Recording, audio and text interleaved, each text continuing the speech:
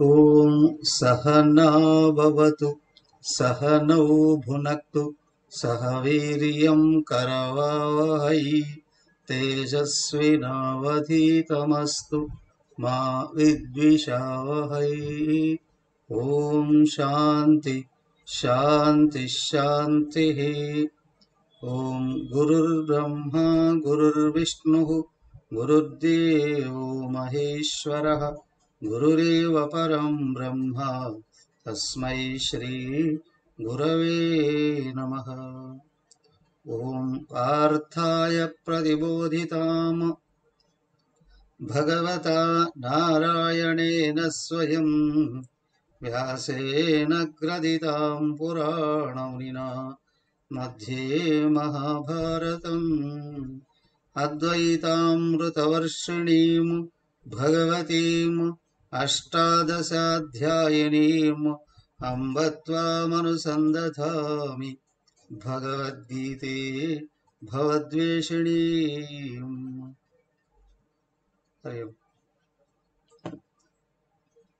భగవద్గీత 12వ అధ్యాయం 12వ శ్లోకంలో ఉన్నాం. చూడండి ఒకసారి 12వ శ్లోకం. శ్రేయో హి జ్ఞానమభ్యాసాత్ జ్ఞానాధ్యానం విశిష్యతే ధ్యానాత్ కర్మఫలత్యాగః త్యాగాత్ శాంతిరనంతరం. హరి ఓం. ఆధ్యాత్మిక సాధనలో ఒక వ్యక్తి క్రమంగా ఏ విధంగా వృద్ధి అవుతాడో చెప్పారు ఇక్కడ. దాన్నే 1 స్టెప్స్ ఒకదాని తర్వాత. మొదట దైవికమైనటువంటి అభ్యాసం చేస్తూ ఉండగలగాలి. ఆధ్యాత్మిక వికాసం కలగాలి, వ్యక్తిత్వ వికాసం కలగాలి అని అన్నాం. ఏ అభ్యాసము లేని వాడికి వెంటనే జ్ఞానం అనేది రాదు.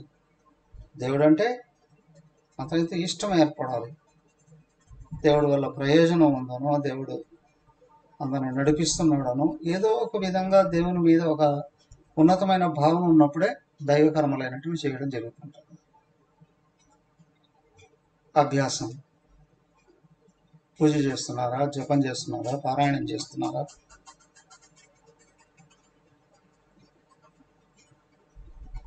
లేదా యోగా ఆసనాలు వేస్తూ ఉన్నారా, లేదా దాన ధర్మాలు చేస్తున్నారా, తీర్థయాత్రలు చేస్తున్నారా,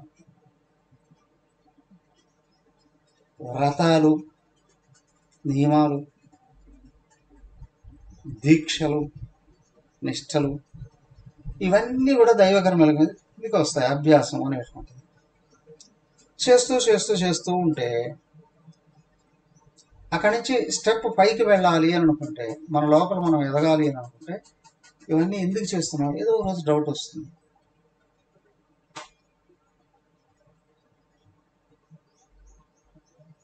ఆ డౌట్ వచ్చినప్పుడు దేవుడు ఉన్నాడా లేడా అనే లోపల సందేహం. అయితే ఇన్ని రోజులు ఎందుకు చేశాను? ప్రతి ఒక్కడికి వస్తుంది దేవుడు ఉన్నాడా లేడా అని. దేవుడు అంటే ఇష్టం ఉండి ఇంతవరకు అభ్యాసం చేసి ఉన్నప్పుడు అతనికి భగవంతుడే అవకాశం కలిగిస్తాడు, సద్గురువుని. అభ్యాసం అనేది లేదు అని అనుకోండి, అతను నాస్తికుడిగా మారిపోతాడు. దేవుడు ఉన్నాడా లేదని వెంటనే తెలియడానికి అవకాశం లేదు. ఎందుకు అంటే ప్రపంచంలో వ్యక్తమైనటువంటి వస్తువులను కనుక్కోవడానికి కూడా ఒక్కొక్క రకమైన వస్తువుని కనుక్కోవాలి అంటే ఒక్కొక్క రకమైన అర్హత కావాలి. అర్హత ఉండాలి. అవే చూడండి, స్కూల్లో చేరితే ఎల్కేజీలో ఒక పాఠం ఉంటుంది, దాని తర్వాత దానికంటే పై పాఠం యూపీజీ, దానికంటే పై పాఠం 1వ తరగతి, 2వ తరగతి, 3వ తరగతి. స్కూల్లో చేరాడు కదా అని ఒకేసారి అన్ని సబ్జెక్టులు చెప్పారు. క్రమంగా వ్యక్తి లోపల ఎదిగే కొద్దీ బయట పాఠం యొక్క స్థాయి పెంచడం జరుగుతుంది. అలాగే మన దైవికమైనటువంటి సాధనలు చేయడం వల్ల చిన్నప్పటి నుంచి తల్లిదండ్రుల ప్రేరణే ఉండాలి, వేరే ఎవరిది రాదు. తల్లిదండ్రులు, తాత, నానమ్మో ఎవరో ఒకరు తన దగ్గర నిరంతరం ఉన్నటువంటి వాళ్ళు, ఇంట్లో ఉన్న వాళ్ళు చేస్తూ ఉంటే పిల్లలకు అలవాటు అవుతుంది. ఆ పిల్లల దగ్గర నుండి వాళ్ళు కంపల్సరీగా ఏదో ఒక ఉపాసన చేస్తూ ఉండేటప్పుడు బుద్ధి పనిచేయడం మొదలు పెడితే, ఉన్నాడా దేవుడు, మనం ఇన్ని రోజులు విగ్రహాలని పూజిస్తున్నామే, లేదా చిత్రపటాలను పూజిస్తున్నామే, ఇది ఎలా ఉంటాడు దేవుడు, వాటిలోంచి ఎలా అనుగ్రహిస్తాడు? బుద్ధి సరిగా పనిచేయడం మొదలుపెట్టింది అంటే ఇంతవరకు చేసినటువంటి సత్కర్మల యొక్క ఫలంగా సద్గురువు, మంచి ఆచార్యుడు దొరుకుతాడు. ఇప్పుడు సరైన జ్ఞానం రావడానికి అవకాశం.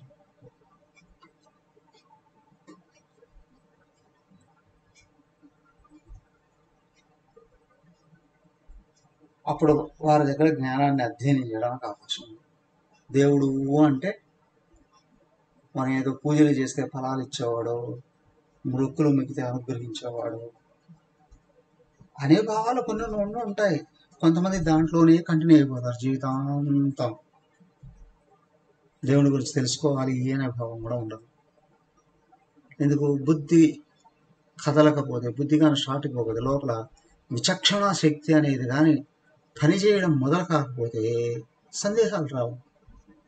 సందేహం వచ్చింది అంటే తప్పు కాదు, వాళ్ళకు సరైన విధి విధానంలో బోధన అనేది అందించగలగాలి. జ్ఞానాభ్యాస, జ్ఞానం అభ్యాసాత్ శ్రేయు. అప్పుడు జ్ఞానం దగ్గరకు వచ్చి, ఆధ్యాత్మిక జ్ఞానమే, జ్ఞానం దగ్గరకు వచ్చి అధ్యయనం చేయడం మొదలు పెడితే ఏమని తెలుస్తుంది? సృష్టికి పూర్వం ఉన్నవాడు భగవంతుడు, అన్ని నామరూపాలకి ఆధారమైన వాడు, అన్ని నామరూపాలని సృజించిన వాడు, అన్ని నామరూపాలని నడిపించేటువంటి వాడు. మన చివరికి అన్ని నామరూపాలు కూడా తనలో కలిపేసుకునేటువంటి వాడు. ఓకే, ఇదిగో కనిపిస్తూ ఉన్న బాహ్య ప్రపంచాన్ని అంతా సృజించింది ఆయనే, నడుపుతూ ఉన్నది ఆయనే, అవును, వాటి మళ్ళీ లయం చేసుకునేది ఆయనే. సరే, ఇది ఎక్కడి నుంచి చేస్తున్నాడు ఇదంతా? సర్వవ్యాపకుడుగా ఉన్నాడు, యావత్తు సృష్టిని తయారు చేసి నడుపుతున్నాడు. అదిగా బాహ్యంగా ఉన్న ప్రపంచాన్ని నడపడానికి సృష్టి, స్థితి, లయ కారకులుగా అక్కడ ముగ్గురు ఉన్నారు, బ్రహ్మ, విష్ణు, మహేశ్వరులు. ఓకే, ఇప్పుడు మనుషులను నడపడానికి వాళ్ళ కాంటాక్ట్ ఎక్కడి నుంచి? మనందరినీ ఎక్కడి నుంచి వాళ్ళు నడపడం అనేటువంటి జరుగుతుంది? మనతో ఏ విధంగా, ఎక్కడ నుండి సంబంధం కలిగి ఉంది అని లోతుగా ఆలోచించినప్పుడు ఇదిగో శాస్త్రం ద్వారా మనకు తెలియపరుస్తుంది. ఏంటి అంటే, ఆయన హృదయ గుహలో లోపల కూర్చుంది. బాహ్యంగా ఎడం వైపు గుండె ఉన్నట్లయితే దేహంలో, కుడివైపు హృదయం అనేటువంటిది ఉందండి. బుద్ధి గుహ అని అంటారు, దాన్నే హృదయం అని అంటారు. అక్కడ నేను నేను నేను అనేటువంటి భావంతో అక్కడ కూర్చొని ఇదిగో ఈ ప్రపంచాన్ని, ఇది మన దేహాన్ని, మనోబుద్ధులన్నిటిని కూడా నడుపుతుంది. స్థూల దేహం, సూక్ష్మదేహం రెండింటిని, అంతేకాదు కారణ శరీరంలో కూర్చొని 4వ అధ్యాయంలో చెప్పారుగా, కారణ శరీరంలో కూర్చొని సూక్ష్మ స్థూల శరీరాలు తయారు చేసేసారు. కారణ శరీరంలో కూర్చొని సూక్ష్మ శరీరాన్ని తయారు చేశాడు. ఈ సూక్ష్మ శరీరాన్ని పట్టుకొని వచ్చి ఒక గర్భంలో వేశాడు ఆయనే, అవునా? ఆ లోపలికి మళ్ళీ ప్రవేశించాడు ఆయనే, లోపల దేహం తయారు చేసే లోపల ఆత్మస్వరూపంగా లోపల నిలబడి ఉన్నాడు. హృదయ గుహలో నేను నేను నేను అనే భావంతో ఆ లోపల ఉండి శరీరాన్ని మొత్తం కాలి గూటి నుండి తల వెంట్రుకల వరకు మొత్తం నడుపుతూ ఉన్నటువంటి వాడు ఆయనే. జ్ఞానం శ్రేయ అభ్యాసాత్ జ్ఞానం శ్రేయ. ఈ విషయాలన్నీ తెలుసుకుంటూ ఉండేది. సరే, లోపల ఉన్నాడు, నడుపుతున్నాడు, అందరిలో ఉన్నాడు కదా, ఉన్నాడు, అందరినీ నడుపుతున్నాడు కదా, నడుపుతున్నాడు. అందరినీ మంచివాళ్ళుగా ఎందుకు నడపకూడదండి? అడిగితే నడుపుతాడు. ఒకటి, అందరినీ నడిపిస్తున్నాడు. ఎలా?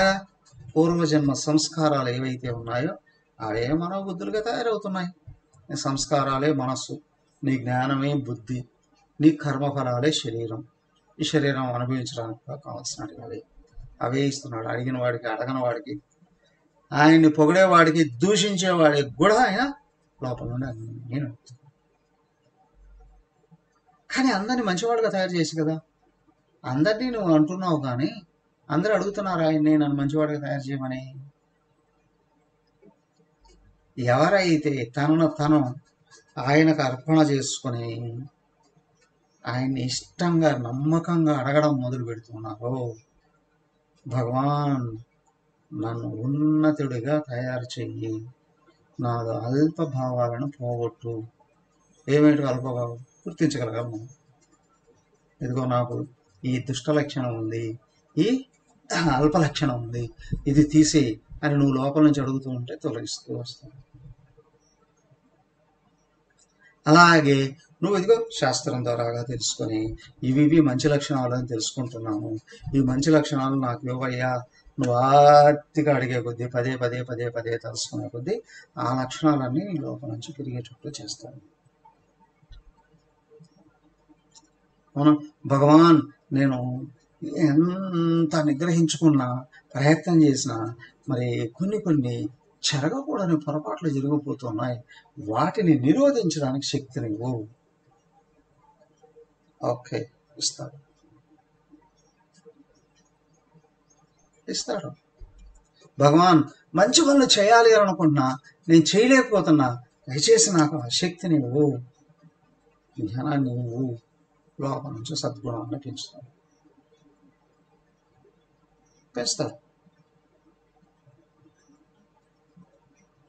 భగవాన్ నా మనసు అనవసరంగా అలజడిలకు లోనవుతుంది, అశాంతికి లోనవుతుంది, ప్లీజ్ తొలగించు. ఓకే, నన్ను తలసుకోవడం నీకు పెరిగితే నీ మనసులో ఒత్తిళ్ళన్నీ తలసుకోవడం జరుగుతుంది. ఇంతకుముందు ప్రాక్టీస్ చేస్తూ ఉన్నాడు దైవిక కర్మలని, సత్కర్మలని, ఆయనకి ఇష్టమైన కర్మల్ని. తర్వాత లోపల ఉన్న అల్ప గుణాలను తెలుసుకొని పోగొట్టుకున్నాడు, ఉత్తమ గుణాలు తెలుసుకొని శాస్త్రాల ద్వారా, మహాత్మ ద్వారా వాటిని పెంపొందింపు చేసుకున్నాడు. ఇప్పుడు లోపల మనసులో అలజడిగా కనిపించుకున్నాడు, అశాంతులు కూడా తగ్గుతుంది. ఇప్పుడు ఏమొస్తుంది? శాంతి పెరుగుతుంది, అలజడి తగ్గింది కాబట్టి. సో శాంతి నిలబడాలి అంటే నువ్వేం చేయాలి? ఇంతవరకు దైవాన్ని భావించి కొలిచావు, ఇప్పుడు దైవం లోపల ఆత్మగా ఉన్నాడు, మర్చిపోకాన్ని ఆయన లోపల ఉన్నాడు అని గుర్తించు. ఆయన సన్నిధిలో నువ్వు ఉన్నావు అనుకో. కఠోపనిషత్తులోను ముండకోపనిషత్తులోను కూడా చెప్పారు, ఈశ్వరుడు జీవుడు ఇద్దరూ కలిసి ఒకే గుహలో ఉన్నారండి. ఇప్పుడు నేను జీవుడు అని అనుకుంటే ఈశ్వరుని భావిస్తూ నిరంతరం గుర్తుంచుకుంటూ, ఇక్కడ సాకారం కావచ్చు, నిర్గుణం కావచ్చు, నిరాకారం కావచ్చు. కానీ నీకు నిరాకారం బాగా అర్థమవుతుంది, లోపల సత్వగుణం పెరుగుతుంది అంటే ఏమవుతుంది? నేను అనేదే దేవుడు కాబట్టి నాకు ఆలోచన కదిలితే ఆయనకు దూరం అవుతాను, ఆలోచనను ఆపితే ఆయనకు అత్యంత దగ్గరగా ఉంటాను. అదైనా అక్కడ అభ్యాసం ఏదైతే ఉందో, జ్ఞానంలో ప్రవేశించిన తర్వాత ఏమైంది చూడండి. జ్ఞానం గురువుని ఆశ్రయించడం, ఆయన బోధన వినడం, లోపల అల్పగుణాలను గ్రహించి తొలగించుకోవడం, ఉత్తమ గుణాలను గ్రహించి పెంపొందింప చేసుకోవడం, తర్వాత ఆయన లోపల ఏమున్నాడో అని గుర్తించడం, ఆయన దగ్గరగా నేనున్నానని గుర్తించడం, ఓ ఆయన నేను అనే స్వరూపంగా అయి ఉన్నాడు అని గుర్తించడం. ఇప్పుడు ఆలోచనలు ఆపడం, ఆలోచనలు ఆపే స్థితి ధ్యానం. ఆయన గురించి తెలుసుకుంటూ ఆపే స్థితి వరకు రావడం జ్ఞానం. దీన్నే శ్రవణ మనన నిధిధ్యాసన అన్నారు. శ్రవణం తెలుసుకోవడం, మననంలో అన్నీ వస్తాయి. తనను పరిశీలించుకోవడం, శాస్త్రాలని పరిశీలించడం, తనను పరిశీలించుకోవడం, అల్పత్వాన్ని తొలగించడం, ఉత్తమత్వాన్ని పెంచుకోవడం, తర్వాత ఆత్మస్వరూపాన్ని, ఆత్మ విచారణ. నేను దేహ మనోబుద్ధులు కాదు, అన్యంగా ఉన్నాను అనే భావం స్థిరపరచుకునే స్థితి వరకు ఇదంతా జ్ఞాన సాధన.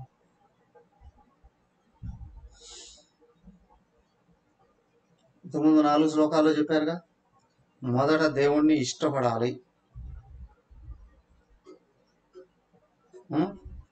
తర్వాత దైవం కొరకు ఏదైనా చేస్తూ ఉండగలగాలి. ఇది ప్రథమం. ఫలాపేక్షను వదిలి దైవానుగ్రహం కొరకు నిష్కామంగా సత్కర్మ ఆచరించడం, అది కర్మయోగం. ఓకే, శ్రవణ, అది అభ్యాసం. ఇంతవరకు శ్రవణ మనన నిధిధ్యాసన. జ్ఞానం కొంచెమైనా వస్తేనే సత్కర్మ నిష్కామ కర్మ మారుతుంది. ఓకే, నిష్కామ కర్మ ఎప్పుడు జ్ఞానంలోకి వస్తుంది అంటే భగవంతుడు కావాలి అని అనుకున్నప్పుడు. శ్రవణ మనన నిధిధ్యాసన. అవునా? ఇప్పుడు నిధిధ్యాసన అనేది ఏదైతే ఉందో అది ధ్యాన సమాధిని అందిస్తుంది. నిధి ధ్యాస ఎక్కడుంది? నిధి లోపల ఆత్మగా ఉంది. అది నేనే అయి ఉన్నాను. నీకు బాగా అర్థమైంది అంటే అది కావాలనే భావమే ధ్యాస. ఇప్పుడు మనసు అంటే ఆలోచనలన్నీ వాటంతా అవి క్రమంగా పడిపోవడం మొదలు పెడతాయి. ధ్యానం, జ్ఞానాత్ ధ్యానం విశిష్యతే.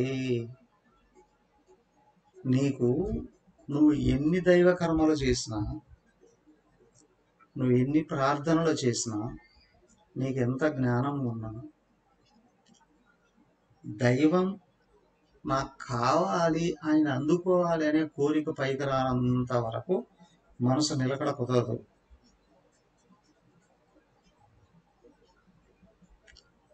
ఒకటి. దీనికి కారణం ఏంటి అంటే ప్రపంచంలో ఇంకా ఏదో పొందాలి అనే భావం ఉన్నంత వరకు దైవం కావాలి అనే కోరిక రాదు.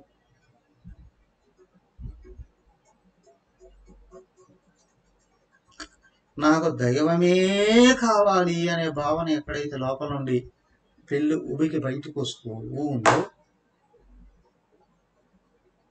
ఇక నావి అయినవి కానీ అంటే వంశపారంపర్యం కావచ్చు, లేదా నేను సంపాదించినటువంటిది కానీ, లేదా నేను చేస్తున్న కర్మల యొక్క ఫలాలు కానీ, ఇవి ఏవి నాకు సంతృప్తినివ్వవు.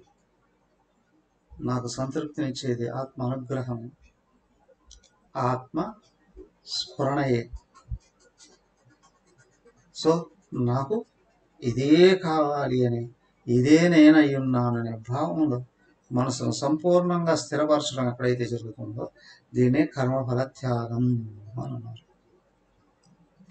ఇక్కడ కర్మఫల త్యాగం అంటే చేసిన కర్మల యొక్క ఫలాలు కాదు, అవి ముందే వదిలేయాలి.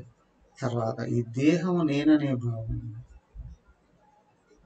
అహంకారం, మొదట మమకారం, కర్మల ఫలాలన్నీ, వస్తువులు, వాహనాలు, కీర్తి, ప్రతిష్టలు, అన్ని కర్మల ఫలాలే. కానీ కర్మఫలాల్లో మమకారానికి సంబంధించినట్లు. ఇప్పుడు నేను దేహం అనే భావం ఉంది, ఇది కూడా కర్మఫలం. అవన్నీ దీన్ని పెంచి పోషిస్తాయి, ఇది వాటిని పట్టుకొని రక్షించుకుంటుంది. ఇప్పుడు మొదట చుట్టూ ఉన్న వస్తువులు, మనుషులు, వ్యవహారాల మీద వాటిని వదలండి అని అనలేదు, పట్టుకోండట్లేదు. కాబట్టి మనసులో ఉన్న తాదాత్మ్యాన్ని వదలు. ఇది ఈ దేహం నేనా అని ఉంటే అవి నావి అనే భావం పోదు. దేహం కంటే అన్యంగా ఆత్మ నేననే స్పృహ అనుభవపూర్వకంగా లోపల నుంచి పైకి వస్తుంది అంటే వాటిని వదిలేస్తుంది. దానికైనా ధ్యానాత్ కర్మఫల త్యాగ. ధ్యానం అంటే ఏమన్నారు అక్కడ? నిర్విషయం మనః అని. ప్రపంచాన్ని గురించి ఆలోచించడం మమకారం. ఆలోచన వదిలేస్తే గాఢ నిద్ర అండి. అవునా? ఆలోచన లేదు అంటే నిద్రేగా. ఆలోచన వదిలివేయడం, మమకారాన్ని వదిలివేయడం. కానీ సెకండ్ స్టెప్ ఏంటి? అయ్యో ఇక్కడ నిద్రలేక వెళ్ళకూడదు, నేను ఆత్మని స్పృహ పెరగాలి లోపల, అది ముందే పెంచుకొని ఉండగలగాలి. కాబట్టి నేను ఆత్మను అనే స్పృహ ఏదైతే ఉందో అది అహంకార నాశనం. సో ఇప్పుడు ఇదేంటి అంటే, నువ్వు దైవ స్ఫురణ అంటే ఆత్మస్ఫురణ పెంచితేనే ఆలోచనలు, బయట ప్రపంచం ఆలోచనలు కరిగిపోతాయి.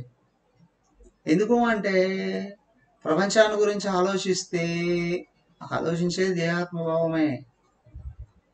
ఆత్మ గురించి ఆలోచిస్తే దేహాత్మభావం పడిపోతుంది.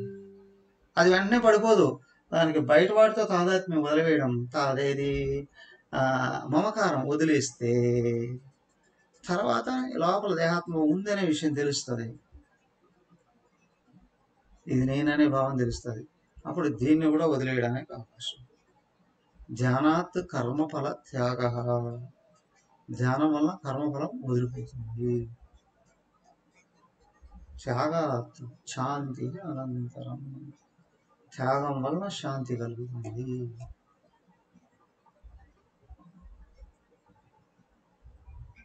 త్యాగం వల్ల శాంతి కలుగుతుంది అంటే దేహం నేననే భావం ఎక్కడైతే వదులుతుందో ఆలోచన పడుతుంది. ఏ ఆలోచన లేవని తెలుస్తుంది, తెలుసు అనుకున్న ఆలోచనే. ఎక్కడ దేహాత్మ భావం ఉపశమిస్తూ ఉందో అక్కడ శాంతి తరంగాలు అద్భుతంగా లోపల నుంచి పెళ్ళుకి వస్తాయి. గంధపు చెక్క నీళ్ళలో పడేశారు కొద్ది రోజులు, అది మంచి నీళ్ళే కావచ్చు, దానికి అంతా నాచు పట్టేస్తుంది, నాచు వచ్చేస్తుంది. ఏమవుతుంది? బురద కంపు కొట్టేస్తుంది. కానీ అది రాతి మీద వేసి నూరితే మొదట పైన పట్టిన బురద నాశం అంతా వెళ్ళిపోతుంది. తర్వాత మళ్ళీ నూరితే లోపల నుండి సుగంధ ద్రవ్యాలు బయటకు వస్తాయి. ఆత్మ విచారణ వరకు బయట ఉన్న బురద నాశం అంతా తొలగించడం. ధ్యానంలో ఆత్మస్పృహ, ఆత్మస్థితి ఎక్కడైతే కలుగుతుందో అది ఏది కర్రక లోపల నుండి సుగంధ ద్రవ్యాలు, సుగంధ పరిమళాలు వెదచల్లడం, ఆత్మ స్వభావం అమితమైన శాంతి రూపంలో వెలువరిస్తుంది, హృదయాన్ని నింపేస్తుంది. త్యాగాత్ శాంతి అనంతరం, త్యాగం వల్ల శాంతి బయటకు వస్తుంది.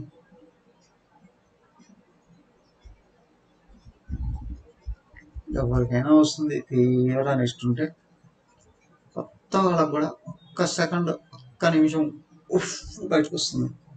ఓకే, దాన్ని పట్టుకొని ఎంత పొందేసాను అనుకుంటే వెళ్ళిపోతుంది.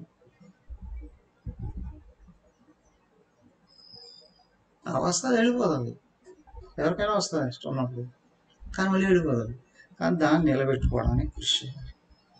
ఏం చేయాలండి? ఇదిగో ఇక్కడి నుంచి చెప్పారు ఏమని, 13 నుండి 19 వరకు చెప్పినటువంటి ఈ 7 శ్లోకాలలో 26 లక్షణాలు చెప్పారు. ఈ లక్షణాలు కానీ పెంపొందింప చేసుకోగలిగితే లోపల సత్వగుణం నిలబడుతుంది, నిరాకార నిర్గుణ స్వరూపం స్పష్టంగా అర్థమవుతుంది, ఆత్మనిష్ట పెంపొందింప చేసుకోవడానికి అర్హత వస్తుంది.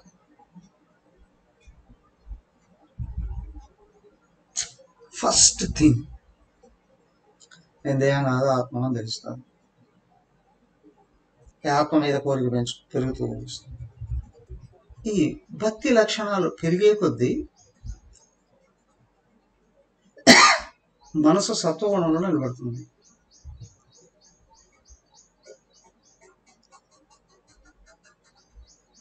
సత్వగుణంలో నిలబడినప్పుడే మాత్రమే నేను దేహం కాదు ఆత్మను అని తెలుస్తుంది.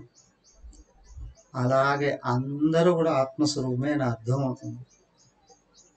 అన్నిటికంటే ముఖ్యం ఈ ఆత్మయే సర్వవ్యాపకంగా పరమాత్మ అయి ఉన్నది అనే విషయం తెలుస్తుంది.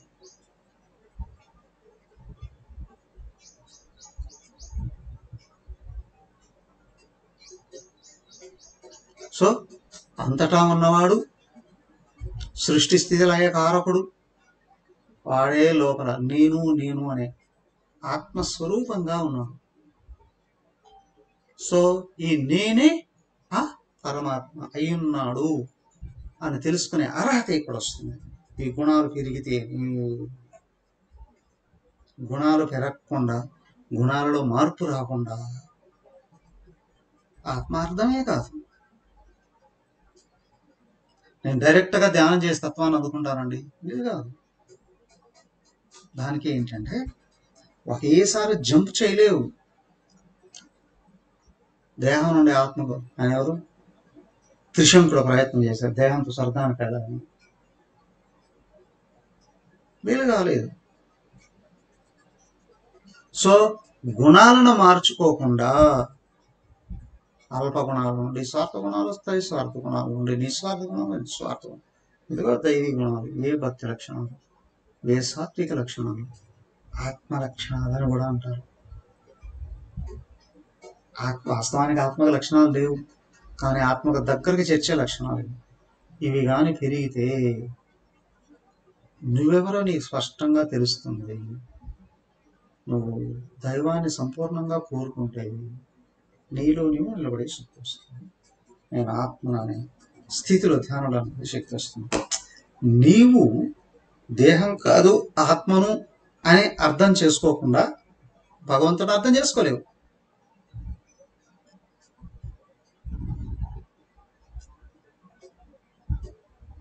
నేను నా నిజస్వరూపంలో నిలబడకుండా ఆ పరమాత్మను అందుకోలేను.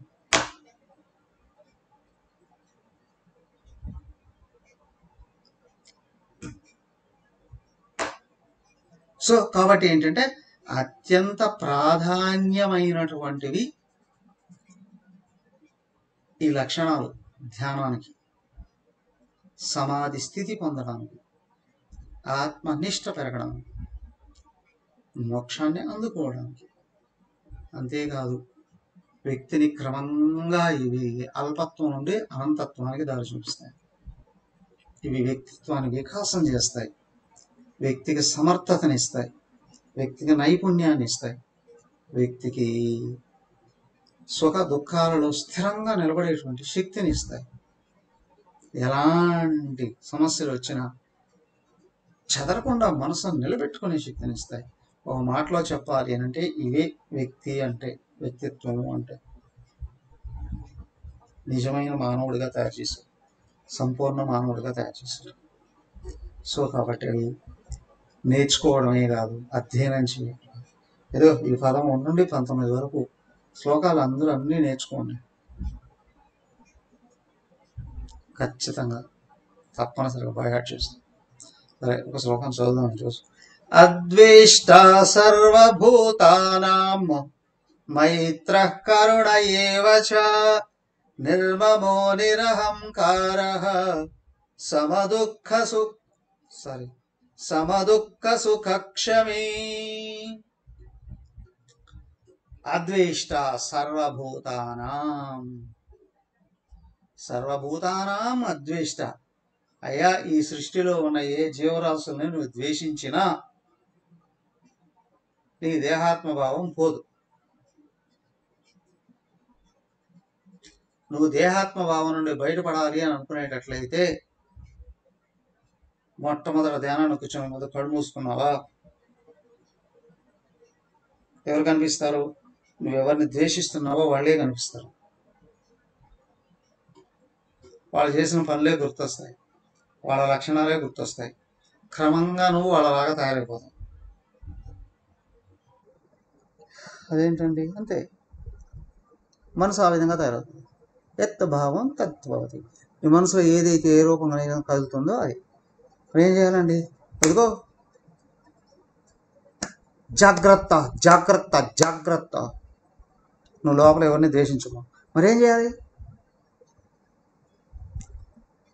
మైత్ర కరుణ ఏవచ. ఓకే, నీకు అనుకూలమైనటువంటి వాళ్ళతో పెద్దల్ని గౌరవించు, సహపాఠులని స్నేహంగా చూడు, చిన్నవాళ్ళ మీద కరుణ చూపించు. ఓకే, ఇదిగో ఎక్కడికి వెళ్ళినా నువ్వు నిత్యన అది చేసా, ఇది చేసా, ఇది చేసా, ఇది చేసా, ఇది చేసా, అది నాకుంది, ఇది నాకుంది, ఇది నాకు. నిర్మమ నిరహంకార. నువ్వు ఇంతకుముందు చేసేసిన విషయాలు, సంపాదించిన విషయాలు, అనుభవించిన విషయాలు, ఉన్న విషయాలు, లేని విషయాలు, ఇవే చెప్పుకుంటూ తిరుగుతారు చాలామంది. వాటిని వదిలిపెట్టు.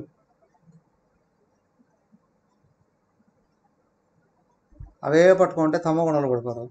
జరిగిన విషయాల్లో పట్టుకుంటే తమ గుణంలో పడిపోతావు. ఇంకా కొంతమంది నేను చాలా గొప్పవాడిని అని చెప్పుకోవడానికి ఏం చేస్తారు? నేను అది చేస్తా, ఇది చేస్తా, ఇది చేస్తా, ఇది చేస్తా. మన సొంత భవిష్యత్తులో గడిపారు. రజోగుణం పెళ్ళు పుడతారు. ఓకే, చేస్తే చేయగలగచ్చు నువ్వు, కానీ దేహాత్మకం వదలదు. అహంకారం. నాకు ఉన్నాయి అని చెప్పబడేటువంటివన్నీ మమకారాలు. నేను చేశాను, చేస్తాను అని చెప్పుకోబడేటివన్నీ అహంకారం. ఈ రెండింటిని నిలబెడతాయి. నాకు ఇంత ఉంది జనరల్గా. వేమన వేదాంతంలో ఒక శ్లోకం, భూమి నాది అన్న భూమి పక్కున నవ్వు, దానహీను చూసి ధనము నవ్వు, కథన వీతు చూసి కాలుండు నవ్వును, విశ్వదాభిరామ వినురవీమ. ఇదంతా నాది నాది నాది నాది నాది నాది అనుకున్నవాడు చివరికి వెళ్ళేటప్పుడు ఏమయ్యా నీతో ఏమొస్తుంది? నీ ఇళ్ళు వస్తాయా? పొలాలు వస్తాయా? బ్యాంక్ బ్యాలెన్స్లు వస్తాయా? అవునా? నీ వాళ్ళు ఎవరన్నా వస్తారా? ఈవెన్ నువ్వు కట్టుకున్న బట్టలన్నా వస్తాయా? కట్టుకున్న బట్టలైనా వస్తాయా? లేదు. ఒంటి మీద ఉన్న ఆభరణాలతో సహా బట్టలను కూడా మొత్తం ఆడవాళ్ళైనా మగవాళ్ళైనా చిన్నపిల్లలైనా పెద్దవాళ్ళైనా మొత్తం బట్టలన్నీ తీసేస్తారు. తీసేసి ఒక పైన ఒక బట్ట కప్పేస్తారు. కలుస్తూ ఉన్నా అంతే, పొడుస్తూ ఉన్నా అంతే. ఏమీ ఉంచు. ఇంతెందుకయ్యా, ఈ దేహం కూడా నువ్వు ఈ లోకంలోకి వచ్చిన తర్వాతనే తయారైంది. నువ్వు ఈ లోకం నుండి వదిలిపోయేటప్పుడు ఈ దేహం కూడా ఇక్కడ వదిలే, ఇంకెత్తుకెళ్తావు. అన్నీ ఇక్కడ వదిలేస్తుంది.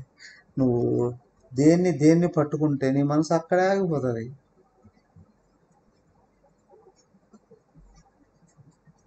నీకు మమకారం బలంగా ఉంటే, నువ్వు కానీ సత్కర్మలు కానీ ఆచరించుంటే మళ్ళీ ఇక్కడ ఆ స్థాయిలో పుట్టచ్చు. అవి లేవు అంటే వాళ్ళ ఇంట్లో పని మనిషి గాను, వాళ్ళ ఇంట్లో ఏదో కుక్కలు గాను, పశువులు గాను, లేదా వాళ్ళ ఇంట్లో పెరట్ల చెట్లు గాను, అలాగా మళ్ళీ పుట్టాల్సిన అవసరం వస్తుంది. ఈ జన్మలో కానీ సత్కర్మలు ఆచరించకపోతే మమకారం ఆ విధంగా లాగి పారేస్తుంది కిందకి, మనిషి నేడలాగా. అహంకారం ఇదన్నిటినీ కరిగించి పారేస్తుంది. నిర్మమ నిరహంకార. అహంకారం మాటలంటే ఇంకా అందరూ నన్ను గౌరవించాలి, అందరూ నన్ను పూజించాలి, సేవించాలి, గౌరవించాలి. ఈ భావాలు ఏంటిరా అంటే చేయకుండా చేస్తాడు, దుష్టమైన పనులు చేస్తాడు, దుర్మార్గుడుగా పుట్టడానికి అవకాశం ఉంది, అల్పుడుగా పుట్టడానికి అవకాశం ఉంది. సో ఇవన్నీ చుట్టూ పెట్టాడు భగవంతుడు. నువ్వు చేస్తూ ఉన్న కర్మలను బట్టి, నీ స్వభావాన్ని బట్టి. నీ స్వభావం మారిపోతే అన్ని పీకాడు వారేస్తాడు. డిప్రమోట్ డిప్రమోట్ డిప్రమోట్ డిప్రమోట్ లాగి లాగి లాగి లాగి పారేస్తాడు అంతా. నిర్హంకార. ఓకేనండి. ఇవన్నీ లేకపోతే ప్రపంచం నుండి అన్నీ వ్యతిరేకం. సమహ దుఃఖ సుఖ. సుఖం వచ్చినా దుఃఖం వచ్చినా సమంగా భావించి. ఎందుకంటే నీకు ఆత్మనిష్ట పెరుగుతుంది అంటే, నీకు దైవం ఎందు భక్తి పెరుగుతుంది అంటే, ఏదొచ్చినా భగవాన్ నీకే సమర్పణం వెళ్ళిపోతుంది. నీకు ఆత్మనిష్ట పెరిగితే, నేను ఆత్మను కదా, ఇవన్నీ నాకేం చేస్తాయి, నన్నేం చేస్తాయి అనుకో, ఎట్లొచ్చి వెళ్ళిపోతాయి. చూస్తూనే ఉంటావు. ఆగమ అపాయిన. నన్నన్నాడే అహంకారం. నాకు ఎంత గౌరవం ఉంటే పోయిందే మమకారం. ఇవే వేధించి చంపుతాయి, నేను లాగేస్తాయి కిందికి. కానీ నేను ఆత్మనిష్ట నుండి, ఆత్మజ్ఞానం నుండి, ఉత్తమ లక్షణాల నుంచి పతనం కాకుండా ఉండాలి అనుకుంటే, సుఖం వచ్చినా దుఃఖం వచ్చినా బయటే ఉంది అది. నేను ఎప్పుడైనా ఏదైనా కావాలని ఎప్పుడు అనుకుంటాను, నాలో లేనప్పుడు.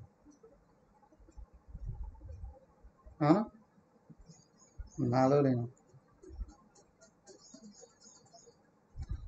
వందల కొద్దీ కాదు, వేల కొద్దీ షాల్వాలు, పూలమాలలు, గౌరవాలు అన్నీ పొందినవాడు బయట నుంచి నాకు ఎవరన్నా పొలమాలు తెచ్చేస్తారా, అఘాలు కప్తారా, పొగడత కొడుతా, ఏమన్నా ఆలోచిస్తాడా? ఏం ఆలోచించాడు, తోసాడు పారేస్తాడు. అవునా? ఏంటి ఎన్నో చూస్తాం, ఏంటి లాభం వాటి వలన? సో నన్ను నేను గుర్తుపెట్టుకుంటే నాకు దుఃఖం రాదు. సుఖాల కోసం హెల్లు చేస్తాం. దుఃఖ సుఖ సమహ. నువ్వు ఇది కావాలి అనుకున్నప్పుడు అది వస్తే సుఖం, వేరేది వస్తే దుఃఖం. ఇది వద్దు అనుకున్నప్పుడు అది వస్తే దుఃఖం, వేరేది వస్తే సుఖం. నువ్వు అసలు ఎక్స్పెక్టే చేయకపోతే, ఎప్పుడు ఏ కర్మలు పక్వానికి వచ్చి వస్తూ ఉన్నాయో తెలియదండి అని, వాటి మీద తాదాత్మ్యమే లేదు అని అనుకోండి, సమహ. అదే నేను నువ్వు గుర్తుంచుకోవడమే సమం. సమ అంటే భగవంతుడు, ఆయన గుర్తుంచుకో ఉండడం. భక్తి అయితే ఆయన గుర్తుంచుకోవడం, జ్ఞానం అయితే నిన్ను గుర్తుంచుకోవడం. సరేనండి, నన్ను బాధ పెట్టిన వాళ్ళందరినీ ఎట్లా మర్చిపోవాలి? క్షేమి, వదిలే, వాళ్ళ కర్మ అది. ఎవడేం చేస్తే అదే కదా వచ్చేది. చెడు చేస్తే పాపం వస్తుంది, మంచి చేస్తే వస్తుంది. సంకుచిత బుద్ధి పెట్టుకుంటే సంకుచితంగా నిలబడతావు, సంకుచితంగానే నిలబడతావు. విశాల భావాలు పెట్టుకుంటాం, పెద్దల్ని గౌరవించాలి, వాళ్ళని అనుసరించాలి. ఓకే, వృద్ధి అవుతాం.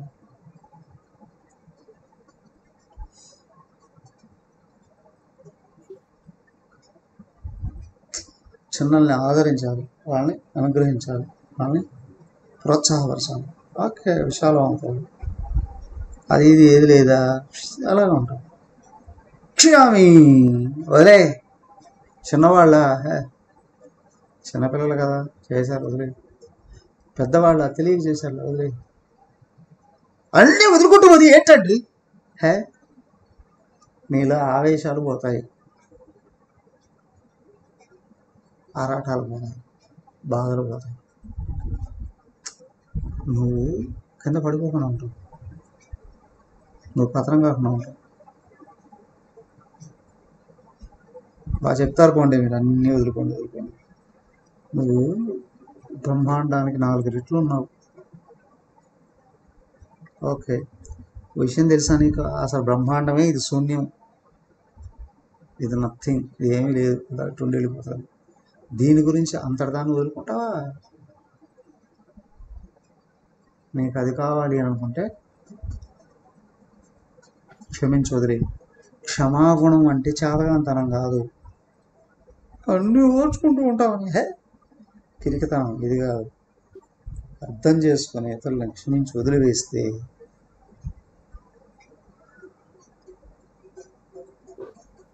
నీలో నువ్వు ఉంటావు. వరుసపెట్టి అందరూ శిక్షలు వేస్తూ ఉంటాయి. శిశుభావంతో ఉన్నవాడికి శిక్ష వేస్తే శిక్షణగా స్వీకరించి ఎదుగుతాడు. ఆ భావం రాని వాళ్ళకి శిక్ష వేయాలి అని అనుకుంటే పతనమైపోతాడు వాడు. నువ్వు వెంటున్నాడా, రోజులకి తెలుసుకొని బయటపడి క్షమించమని అడగడానికి అవకాశం ఉంది వాళ్ళకి. నువ్వు ఓర్చుకోలేక తోసేస్తే ఒక వ్యక్తి అభివృద్ధిని లూజ్ చేసినట్టుంది.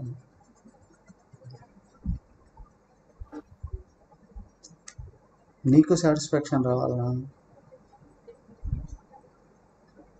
వాళ్ళు వృద్ధి కావాలన్నా క్షమించి అది తెలుసుకుంటే బాగుపడతాడు, లేకపోతే పడిపోతాడు.